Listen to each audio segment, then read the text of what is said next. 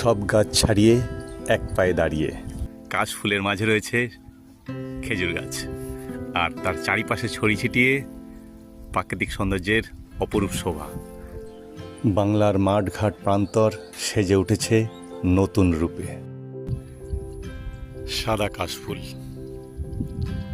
মেঘলা আকাশ, সবুজ প্রান্তর, বহুদূর বিস্তৃত। রাশি রাশি কাশফুল সকালের মিষ্টি হাওয়ায় মাথা দোলাচ্ছে, যেন বলছে বাংলায় পুজো এসে গেছে।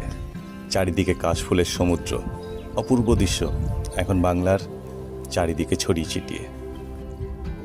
আর রয়েছে মেঠোপথ, পাশেই রয়েছে জলাভূমি, তার মাঝে সূর্যের আলোয় খিলখিলিয়ে উঠেছে নীল শালুক। প্রকৃতি আর পরিবেশের মেলবন্ধন।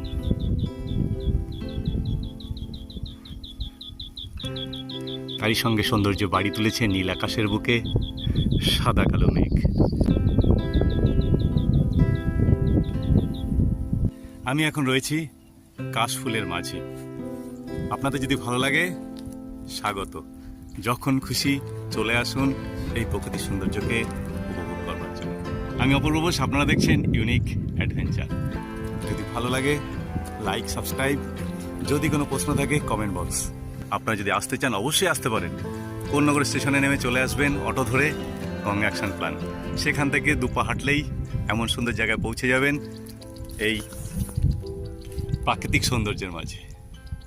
আর যদি উত্তরপাড়ার দিক থেকে আসুন রঘুনাথপুর বাজারে একটু আগে থেকে ডান দিক নিন, আসুন বাঁশিপোতা।